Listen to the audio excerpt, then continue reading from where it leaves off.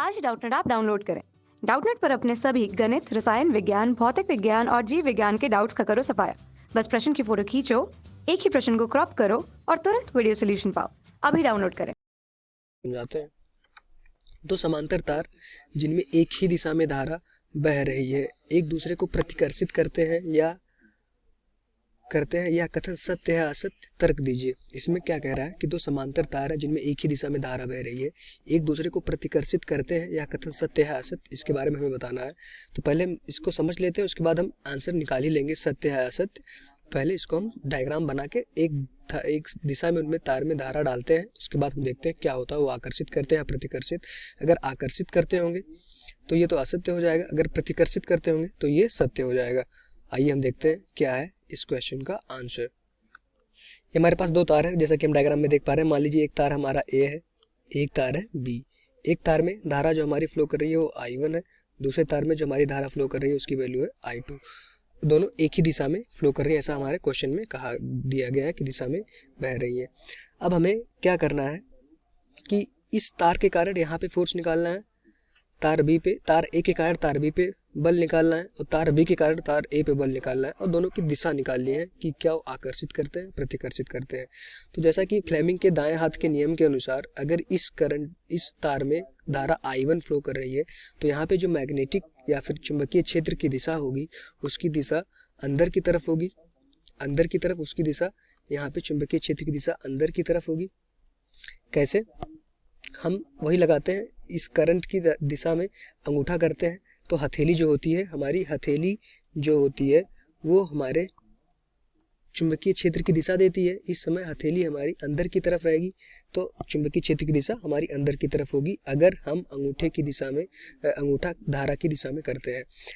इसी तरह सिमिलरली अगर इस तार की वजह से I2 की वजह से यहाँ पर हम चुंबकीय क्षेत्र की दिशा देखेंगे तो इस तार की वजह से यहाँ पे चुंबकीय क्षेत्र की दिशा बाहर आ जाएगी। ये हमारा है बी ए, ये हमारा है B B B B. B तार की वजह से चुंबकीय क्षेत्र की दिशा आई वो है बी बी, और ए तार की वजह से जो चुंबकीय क्षेत्र की दिशा आई उसकी वैल्यू है बी ए। तो हम देख पा रहे हैं कि दोनों चुंबकीय क्षेत्र आपस में एक दूसरे के अपोजिट दिशा में है। तो इस I1 के कारण जो यहाँ पे बल लगेगा उसकी वैल्यू होती है, जब कोई किसी भी तार में जब धारा फ्लो करती है तो अगर उसके दूसरे तार पे, मान लीजिए हमने इसकी डिस्टेंस को R अज्यूम कर लिया है कि इनकी तारों के बीच की डिस्टेंस R है, तो यहाँ से अगर चुंबकीय क्षेत्र I1 के कारण निकालेंगे बी ए की वैल्यू क्या हो जाएगी, इसका फार्मूला होता है μ0/4π2I1, क्योंकि I1 धारा I1 के कारण बी ए आ रहा है, I1 अपॉन उनके बीच में डिस्टेंस R हमने इस पॉइंट पे कहीं निकाल लिया है। ये बी ए की वैल्यू आ गई। इसी तरह अगर हमसे कोई पूछे बी बी की वैल्यू निकालो तो बी बी हम निकाल सकते हैं। बी बी की वैल्यू क्या हो जाएगी, μ0/4π, किस करंट की वजह से बी बी आ रहा है 2I2/R। हमने यहाँ पे बी बी निकाल लिया, इस पॉइंट पे बी बी निकाल लिया है। तो अब हम दोनों जैसा कि देख पा रहे हैं बी बी हम निकाल लिए। अब हम फोर्स की दिशा निकालते हैं। फोर्स की दिशा जो होगी I1 के कारण, इस I1 धारा के कारण जो I2 पे फोर्स लगेगा उसकी वैल्यू यहाँ से हम लिख सकते हैं force on B due to A। इसका हम करते हैं B पर फोर्स A के द्वारा, इसका मतलब ये होता है B पर हम बल निकाल रहे हैं, A के द्वारा जो भी B पे बल लग रहा है वो निकालते हैं। इस पे जो होगा अब उसकी वैल्यू हम निकालते हैं क्या होगा।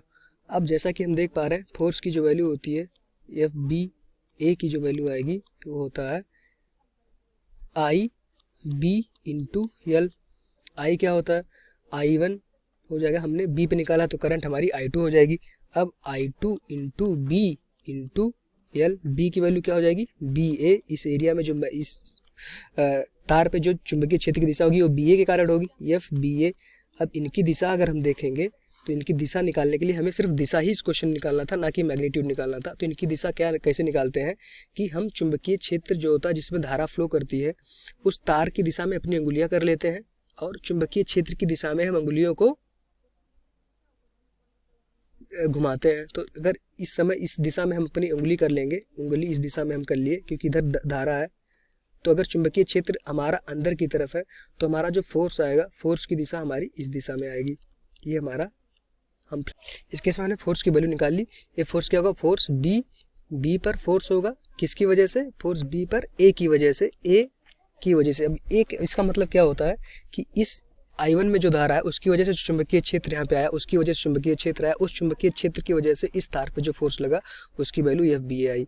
इसी तरह हम सेम इधर करते हैं, इस I2 की वजह से यहाँ चुंबकीय क्षेत्र की वैल्यू आएगी बाहर की तरफ। अब हम फोर्स देखेंगे तो करंट धारा की तरफ हम अंगुलियां करेंगे, तो हमारा अगर उसको हम उस अंगुली को चुंबकीय क्षेत्र की दिशा में घुमाएंगे तो हमारा फोर्स की दिशा पता चलती है, अंगूठा हमारी फोर्स की दिशा देता है। तो अगर हम इस दिशा में उंगली कर लेते हैं और बाहर की तरफ चुंबकीय क्षेत्र उसकी तरफ घुमाएंगे तो हमारी जो अंगूठा की दिशा आएगी वो इधर आएगी।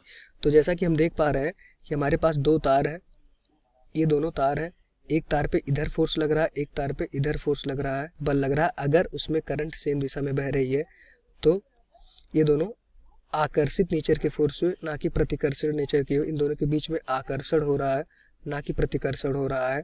और इसी वजह से जो ये आंसर होगा या कथन असत्य होगा, क्योंकि उनके बीच में आकर्षण हो रहा है ना कि प्रतिकर्षण हो रहा है, तो ये कथन असत्य होगा।